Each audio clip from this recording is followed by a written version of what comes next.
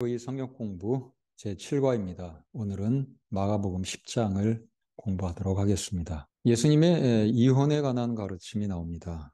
유대인들의 사회는 이혼이 매우 쉬웠던 사회입니다. 남편이 아내를 이혼시킬 경우에 그러하였습니다. 아내는 남편을 이혼시키기가 거의 불가능했습니다. 아내가 이혼을 원하는 경우에는 법정에 요청을 해야 되고 법정은 몇 가지 사유가 되는 경우에 한해서 이혼을 결정했습니다. 그러나 남편이 아내를 이혼시킬 때는 법정에 갈 필요도 없었고 이혼 증서라는 것을 써주면 그만이었습니다. 이 이혼 증서라는 것은 남편이 직접 써서 줄 수가 있었던 것이고요. 법정을 통할 필요가 없었습니다. 이 이혼 증서의 내용은 당신은 어느 남자에게든지 자유롭게 결혼할 수 있다라고 적는 것입니다. 재혼 허가서입니다. 그래서 이혼을 할 때 이 이혼 증서를 써주면 이 이혼 증서를 가지고 재혼을 할 수가 있었던 것이죠. 이혼 증서를 써주지도 않고 사실상 이혼을 시킬 경우에는 재혼할 수가 없는 상황이 돼서 더 잔인한 것이 되었습니다. 남편이 기록을 하고 날짜를 적고 그리고 2명의 증인이 서명하면 효력이 발생하게 되었습니다. 이혼의 사유를 살펴봐도 남편이 어떤 이유든지 이유로 삼아서 이혼을 시킬 수 있었습니다. 예를 들자면 힐렐 학파는 뭐라고 가르쳤냐면 아내가 요리하다가 요리를 망쳤을 때 예를 들자면 빵을 태웠을 때 빵을 굽다가 태운 잘못을 사유로 해서 이혼시킬 수도 있다. 이렇게 가르쳤습니다. 물론 샤마이 학파는 엄격하게 이혼 조건을 설정했지만 이 힐렐 학파가 훨씬 인기가 있었고 사람들은 이 힐렐 학파의 가르침처럼 이렇게 마음껏 이혼하는 그러한 문화를 만들었던 것입니다. 이러한 유대인들의 문화 속에서 이혼을 금지하는 예수님의 가르침은 인기가 있을 수 있는 그런 가르침은 아니었습니다. 예수님께서는 당시에 사람들이 좋아하는 그런 가르침, 당시의 기득권층인 남자들이 좋아할 가르침을 주신 것이 아니라 오히려 그들이 싫어할 가르침을 주셨던 것입니다. 이혼에 관한 예수님의 가르침을 살펴보면 하나님께서 짝지어 주신 것을 사람이 나누지 못할지니라. 이 가르침은 이혼을 금지하는 가르침입니다. 이 가르침을 따르지 않게 되면 예수님의 가르침을 어긴 것이 됩니다. 그런데 예수님은 더 나가서 이혼을 하고 재혼을 하게 될 경우에 더 큰 잘못이 발생한다고 합니다. 11절을 보시면 아내를 버리고 다른 데 장가드는 자는 본처에게 간음을 행하며 12절은 아내가 남편을 버리고 다른 데 시집가면 간음을 행합니다. 이혼을 하고 그냥 혼자 살면 그것은 이혼하는 잘못 정도에 해당하게 되지만 이혼하고 재혼을 하게 되면 그것은 간음이다라고 규정을 하셨습니다.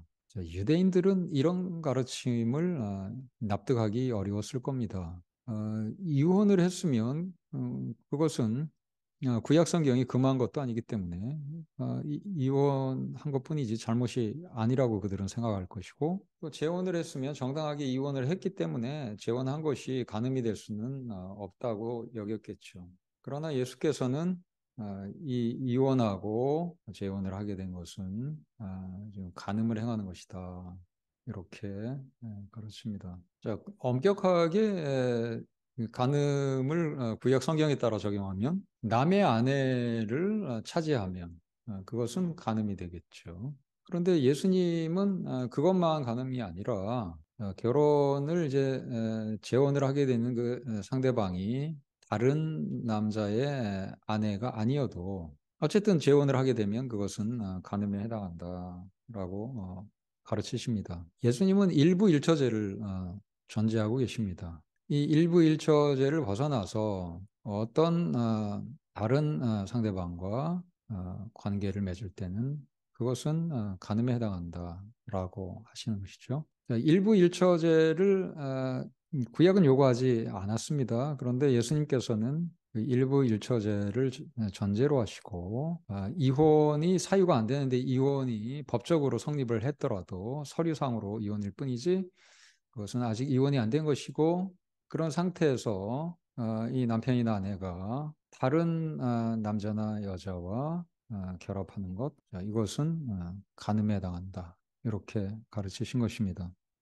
이혼을 왜 하겠습니까? 더 마음에 드는 짝을 만나서 결혼하려고 하겠죠. 그런데 그런 재혼 자체를 간음이라고 간주하게 된다면 이혼을 하려는 그 이유가 상당수 사라지게 될 것입니다. 자, 그런데 마태복음 5장 32절을 보면 누구든지 음행한 이유 없이 아내를 버리면 이는 그로 간음하게 하며 또 누구든지 버림받은 여자에게 장가드는 자도 간음합니다. 예수님께서는 이혼 사유를 하나 언급하십니다. 음행입니다. 자, 상대방이 음행을 했을 때 그것을 참고 살기 너무 힘들어서 나는 이혼하겠다 해서 이혼하는 경우는 그것은 정당한 이혼이다라고 보는 것입니다.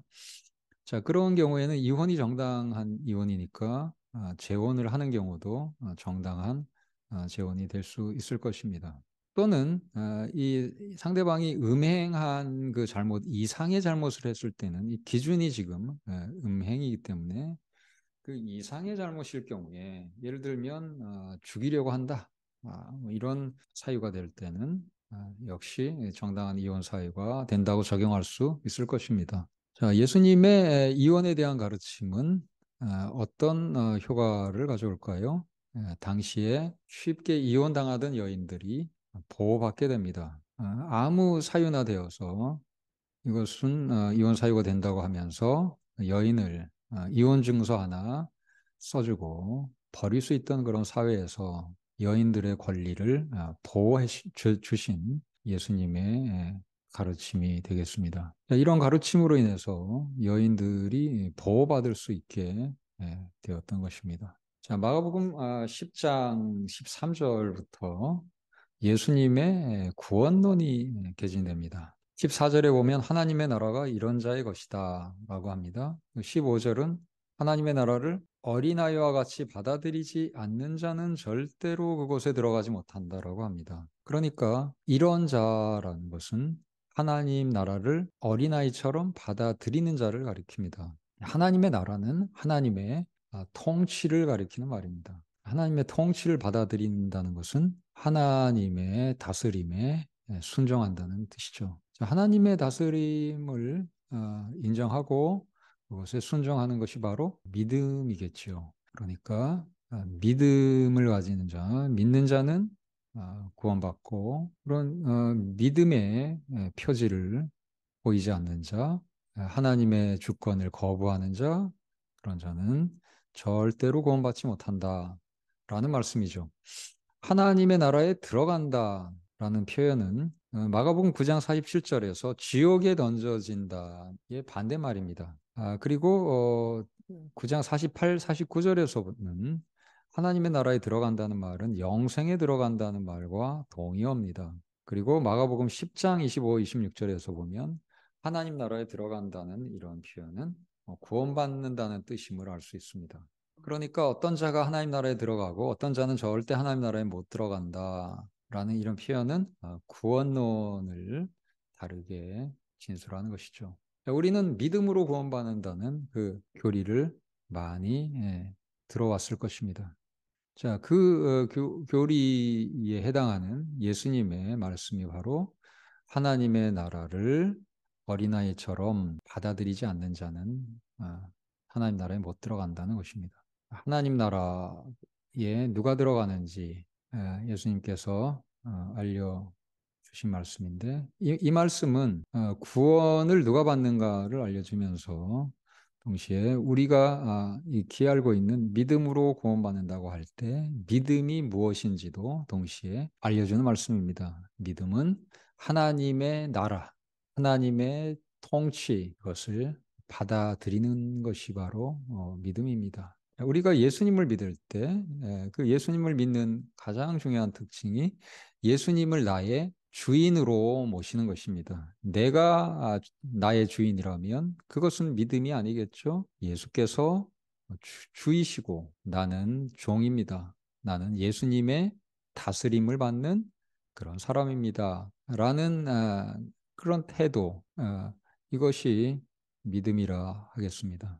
자, 그렇게 하지 않고 예수님은 하나님의 아들인데 저는 예수님의 주되심을 받아들일 수는 없습니다 한다면 그것은 예수 믿는 것이 아니겠죠? 믿음을 구체적으로 표현한다면 이렇게 하나님의 통치를 받아들인다는 것으로 표현할 수 있는 것입니다. 그래서 이 예수님의 구원론은 우리가 아는 믿음으로 구원받는다는 원리와 다른 원리가 아닙니다. 그것을 좀 더 오해하지 않도록 구체적으로 가르쳐 주신 말씀입니다. 마가복음 10장 17절부터 31절은 역시 예수님의 구원론을 알려주는 이야기입니다. 한 사람이 와서 예수님께 질문했습니다. 무엇을 해야 영생을 얻습니까? 영생을 얻는다는 것, 구원받는다는 뜻의 다른 표현이죠. 예수님의 답변은 계명을 지켜라 였습니다. 내가 계명을 알고 있다 하면서 즉 십계명을 나열했습니다. 이 계명을 지키는 것은 바로 믿음에서 나오는 열매인 것입니다. 이러한 열매가 있는 사람은 하나님의 주권을 인정하는 그런 믿음이 있음을 보여주는 것이죠. 그래서 역시 이 계명을 지키라는 예수님의 말씀이 행위권을 가리킨다라고 볼 필요는 없습니다.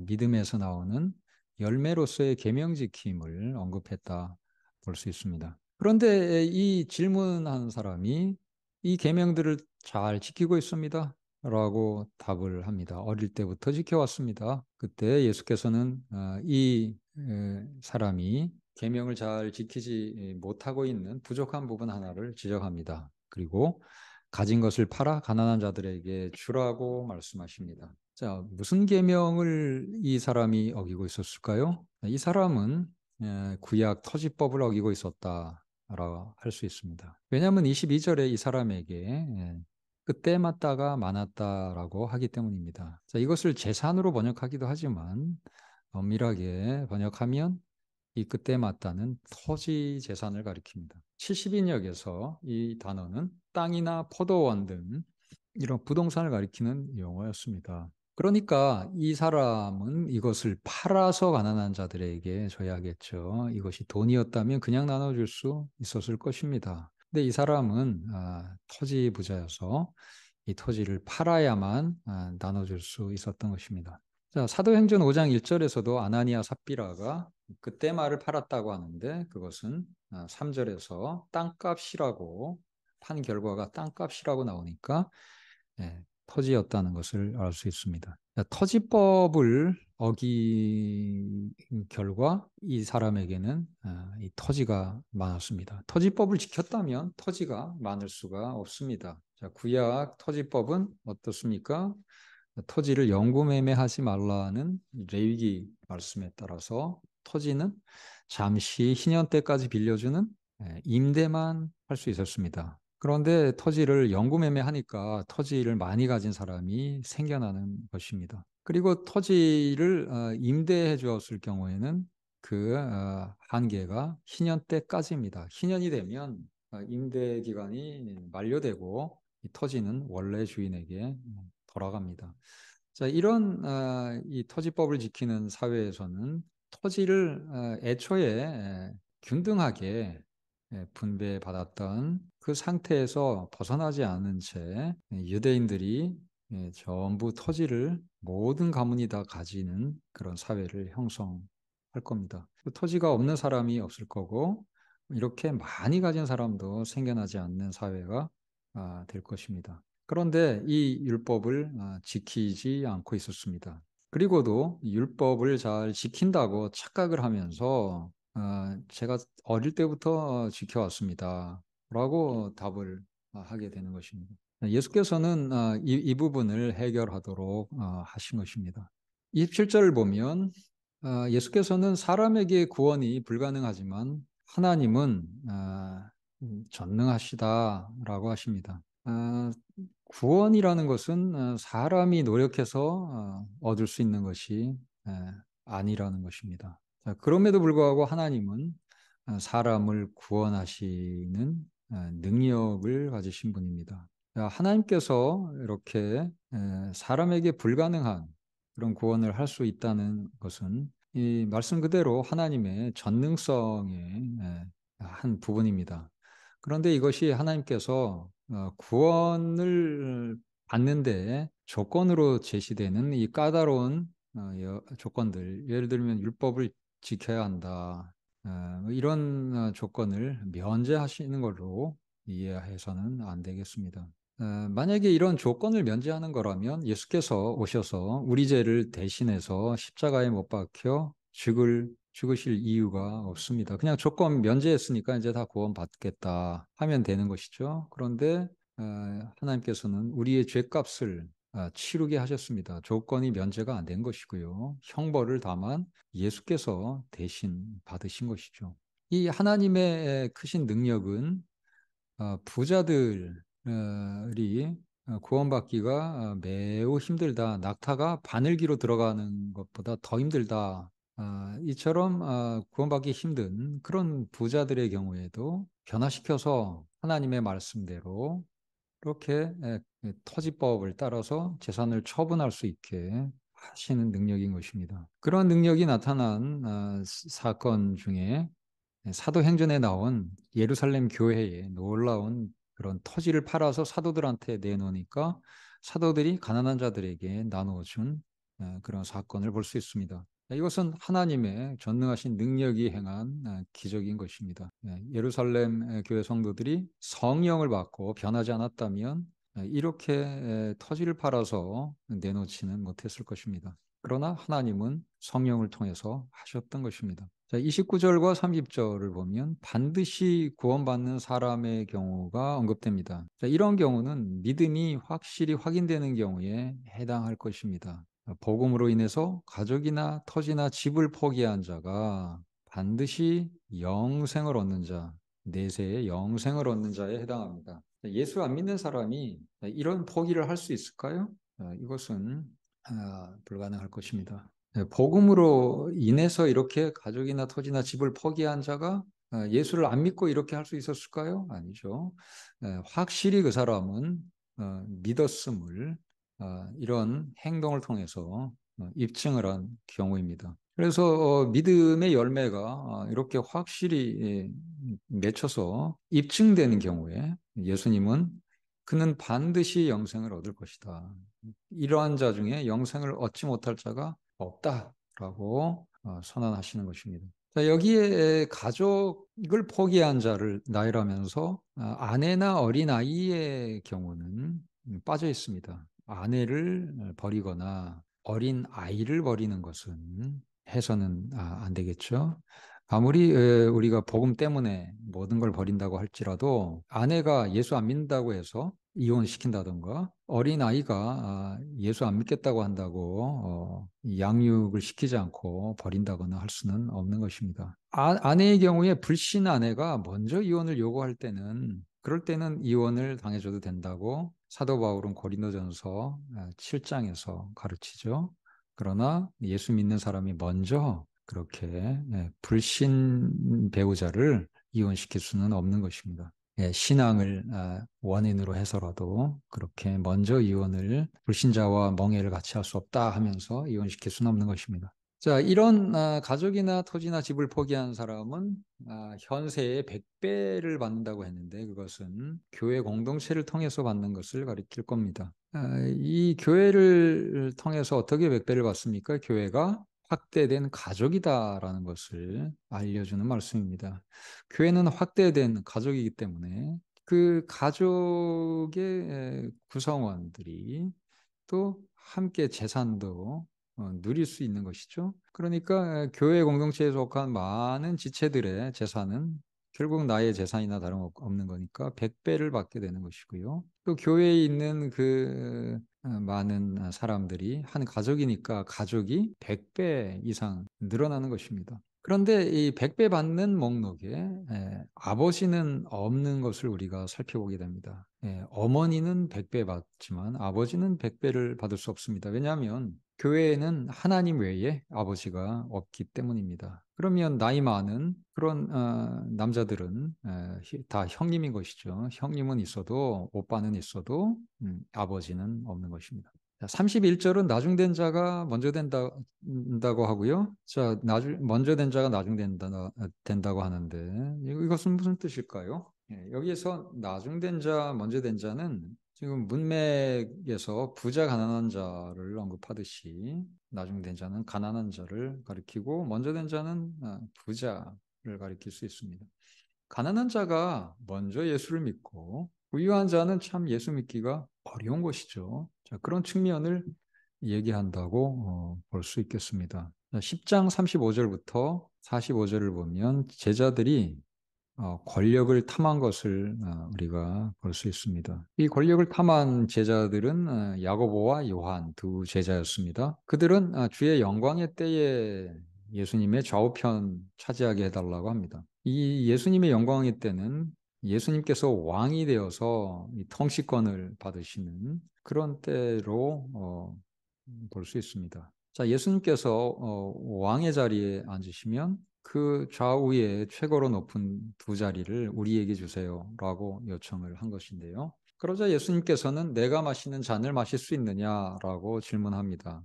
자, 이 잔은 비유적인 의미를 가질 것입니다. 그렇다면 이 잔이 내게서 지나가게 하소서라고 예수께서 겟세마네 동산에서 기도하셨을 때처럼 이 잔은 예수님의 죽음, 고난을 가리킬 것입니다. 그런데 이 제자들은 이 잔을 고난으로 생각했을 수도 있지만 이들은 일단 고난을 감수하고라도 높은 자리를 차지하기를 원했고 그들은 마실 수 있다고 대답을 합니다. 그러나 이 잔을 마실 수 있다고 한다면 예수님의 좌우편은 예수께서 십자가 고난의 잔을 마실 때 좌편 우편에 십자가에 매달리는 그런 잔이 될 것인데 이 제자들은 그것을 알지 못하고 지금 간구하고 있었던 것입니다.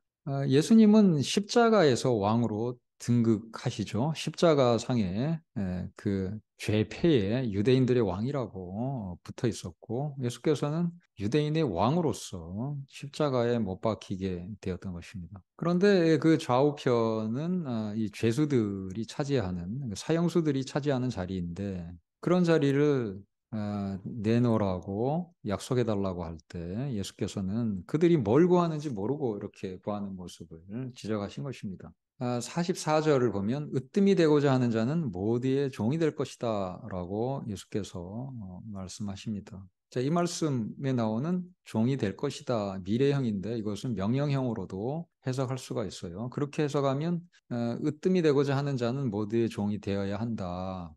사람들을 섬기는 그런 모습으로 살아야 할 것이다. 그러나 이것을 미래형으로 보면 이 권력을 탐하는 자는 벌을 받아서 오히려 권력자가 되는 것이 아니라 가장 낮은 자리에 내려가게 될 것이다. 이것을 알려주는 경고의 말씀으로 볼 수도 있는 것입니다. 45절은 그 이유를 제시하고 있습니다. 그 이유는 그들이 최고 권력자로 여긴 예수님께서 어디로 가십니까? 사형수의 자리로 갑니다. 십자가에 못 박힌 자리로 가시기 때문에 예수님의 자리가 제일 낮은 자리이기 때문에 그 자리가 세상에서 제일 낮은 자리지만 사실상 가장 높은 자리입니다. 그런데 세상적으로 볼 때 높은 자리를 탐을 내면서 그리 향해서 올라가서 설령 차지한다고 해도 그 자리는 예수님의 십자가로부터는 가장 먼 자리입니다. 하나님께서 보실 때는 가장 낮은 자리가 되는 것입니다. 그래서 예수님으로부터 이 권력을 추구하면서 올라가려고 하는 자는 오히려 낮아질 것이다. 자, 이러한 경고가 된다고 볼 수도 있는 것입니다. 물론 이 모두의 종이 되는 것이 예수님께서 보인 모범을 따라가는 삶의 방식으로 제시되었다고 해석할 수도 있겠죠. 자, 우리는 어떻게 살아야 하겠습니까? 권력을 추구하며 사는 것이 아니라 세상에 오셔서 가장 낮은 자리로 내려가신 그 예수님을 본받아서 우리는 섬기는 사람들이 되어야 할 것입니다. 10장 46절부터 맹인 바디메오의 이야기가 나오는데 52절에 보면 바디메오에게 예수님은 너의 믿음이 너를 구원하였다라고 선언하십니다. 이 바디메오의 믿음은 무엇입니까? 47절에 보면 이 바디메오는 예수님을 다윗의 자손이라고 외쳤습니다. 다윗의 자손은 메시아를 가리키는 그런 유대인들의 용어입니다.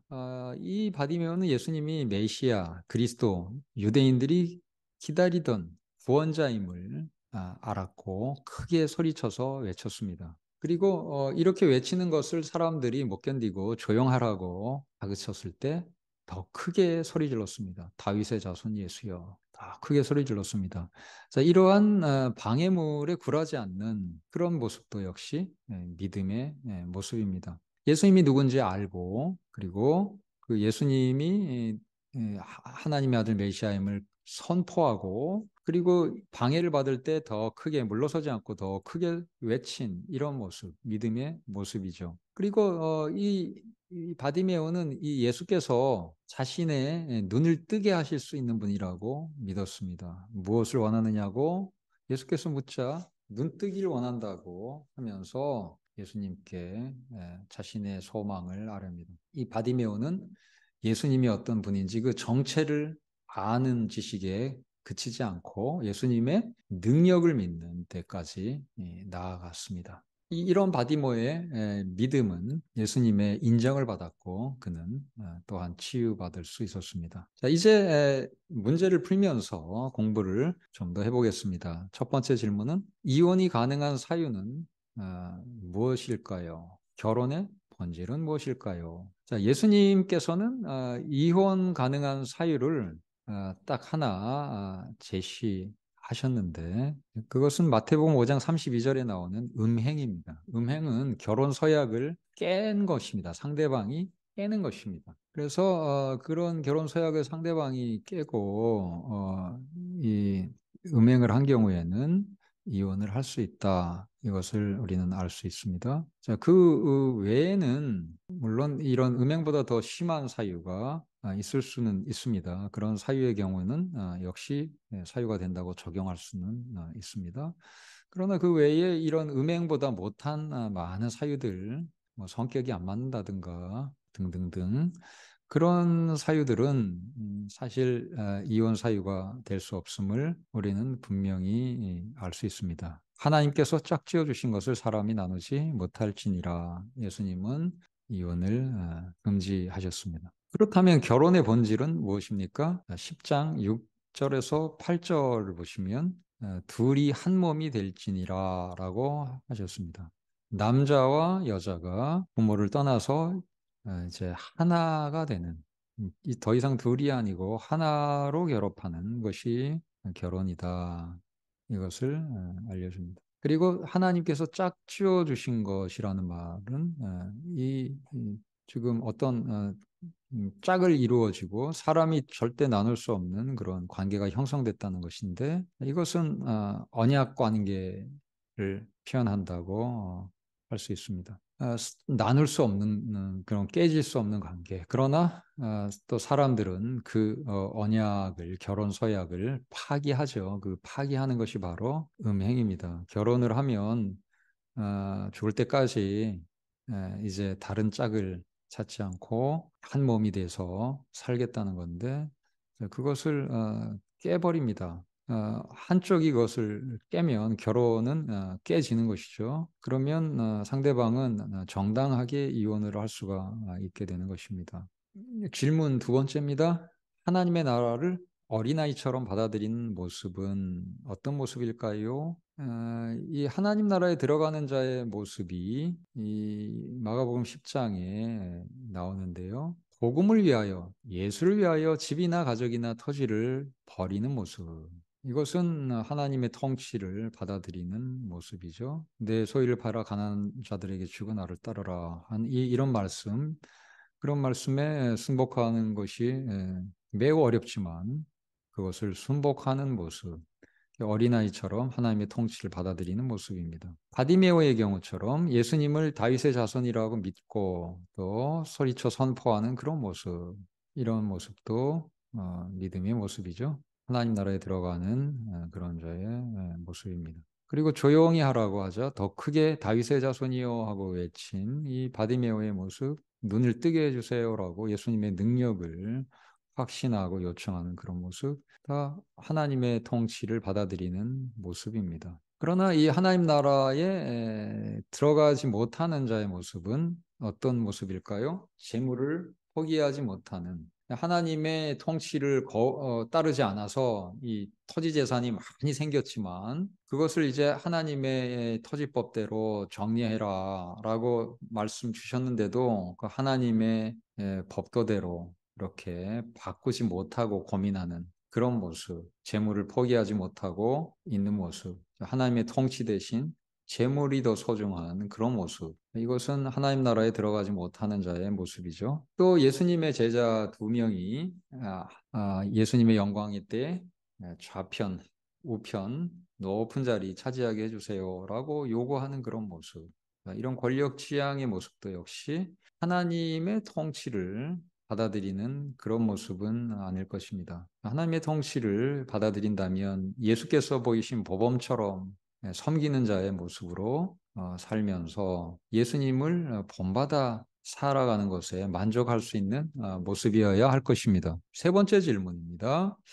부자가 구원받기 어렵다는 말씀에 제자들이 놀랐는데요. 그 놀란 이유는 무엇일까요? 자, 부자들이 구원받기가 어렵다는 것은 신명기 30장 9절 등에 나오는 이 구약 성경의 가르침을 통해서 그들이 형성한 생각과 잘 맞지 않았기 때문이죠. 여기에 보면 율법책에 기록된 명령과 규례를 지키면, 그러면 어떻게 되냐면 내 가축의 새끼와 내 토지 소산을 많게 한다. 가축이 많고 토지 소산, 그래서 풍년이 들면 부자가 되죠. 그래서 하나님의 명령대로 살면 부자가 된다, 이렇게 생각을 하게 돼요. 이걸 거꾸로 또 생각을 하면 부자는 하나님의 계명을 잘 지켰구나, 이렇게 또 생각을 하게 됩니다. 자, 그렇게 생각하는 유대인들이 구원받기가 어렵다, 부자가 구원받기가 낙타가 바늘기로 들어가는 것보다, 통과하는 것보다 어렵다 하면, 그러면 계명 잘 지키는 부자가 구원받기 어려우면 그러면 누가 구원받느냐? 가난한 자들은 더 어렵겠네라는 생각을 하면서 놀라게 되는 것입니다.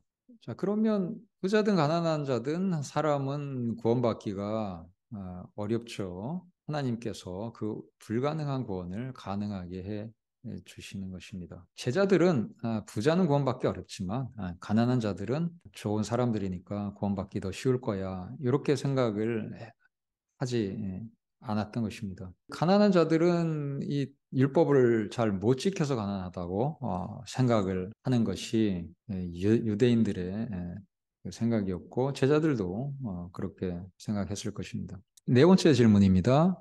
예수의 길과 제자들의 길. 자, 그들의 길은 어떤 길인가요? 예수님의 길은, 유대인들은 메시아가 오시면 군사적 영웅으로서 이스라엘을 정치적으로 해방시키고 독립시킬 것이다 기대했는데, 예수님은 그런 길을 가지 않으셨습니다. 오히려 예수님은 고난받는 길로 가셨습니다. 33절 보시면 인자가 대제사장들과 서기관들에게 넘겨짐에 그들이 죽이기로 결의하고 이방인들에게 넘겨주겠고 그들은 능욕하며 침뱉으며 채찍질하고 죽일 것이나 그는 3일 만에 살아나리라. 고난받고 죽임당하는 메시아의 길, 그러나 마침내 부활하는 길, 이런 길을 제자들은 기대하지 못했습니다. 그러나 예수님은 죽고 부활하는 그 길을 가셨습니다. 자, 그렇다면 제자들의 길도 동일한 길이어야 되겠죠? 예수님을 따라가는 길, 그러면 고난받고 그리고 예수님과 함께 부활하는 길, 그것이 제자들의 길이다 하겠습니다. 10장 39절에 보면 너희는 내가 마시는 잔을 마시며 내가 받는 세례를 받으려니와 했습니다. 예수님께서 잔 세례로 자신의 고난을 상징적으로 표현하고 있습니다. 자, 이제 다섯 번째 질문입니다. 야고보와 요한이 요청한 것은 무엇입니까? 37절에 보면 주의 영광 중에서 주의 영광의 때라는 표현입니다. 그러니까 예수께서 왕으로 등극하실 때에 우리를 하나는 주의 우편에 하나는 좌편에 앉게 해주세요. 예수님의 좌우편, 예수님의 왕좌 좌우편 자리는 예수님 다음으로 높은 두 자리죠. 그런 권력의 자리를 요청했습니다. 자, 이런 권력의 자리를 요청했기 때문에 41절을 보면 열제자가 듣고 야고보와 요한에 대해서 화를 낸 것입니다. 이것이 아주 높은 권력의 자리가 아니었다면 이들이 예수님 십자가에 못 박히실 텐데 우리가 좌우편에 우리가 십자가에 못 박히게 해주세요라는 요청이었다면 열제자가 듣고 화냈겠습니까? 화냈을 리가 없겠죠. 자신들도 차지하고 싶어하는 높은 자리를 두 제자가 선수치며 요청한 것을 알고는 화를 낸 것입니다.